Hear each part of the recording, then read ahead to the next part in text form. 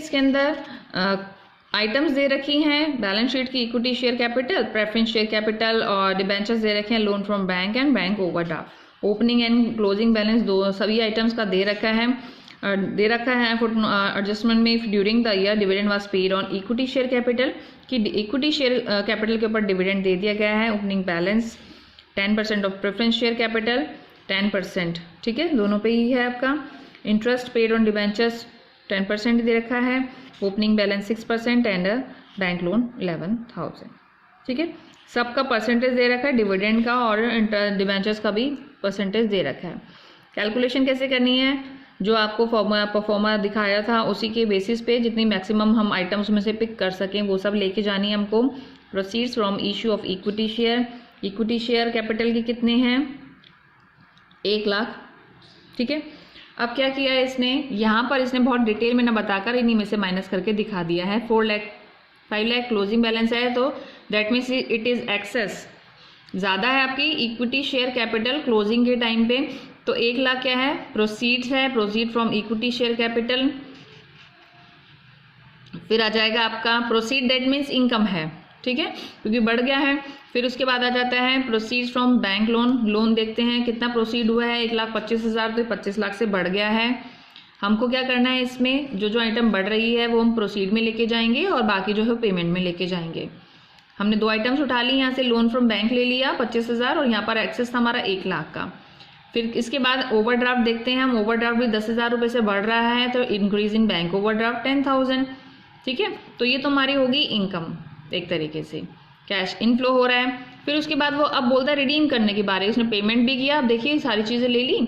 फिर उसके बाद क्या किया है, और यहाँ पर मैंने प्रेफरेंस इसलिए नहीं ली क्योंकि दोनों बराबर हैं, ठीक है।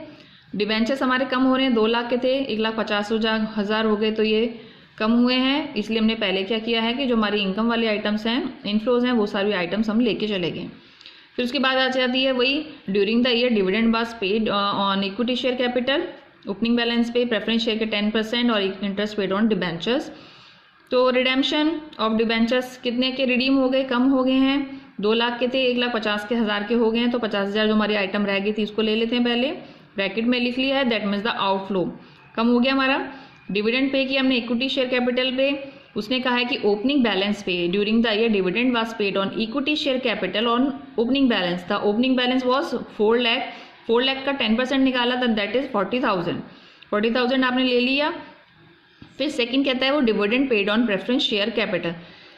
नेक्स्ट प्रेफरेंस शेयर पे दे रहा है on preference share capital 10%। Preference share capital पे उसने ओपनिंग क्लोजिंग कुछ नहीं लिख रखा है क्योंकि उन दोनों का बैलेंस इक्वल है, ठीक है। तो आप किसी भी बैलेंस पे ले रहे हो 1 लाख ही है, 1 लाख का 10% आपका हो गया 10,000, ठीक है। फिर इंटरेस्ट पेड, वो कहता है interest paid on debentures on opening balance. Opening balance कितना है आपका डिबेंचर्स का 2 लाख का, 2 लाख का 6% कितना निकाला आपने 12,000 रुपये, 6% की रेट दे रखी है क्वेश्चन में गिवन है, ठीक है। तो 2 लाख का 6% आपने निकाल लिया 12,000 का, 12,000 आ गया।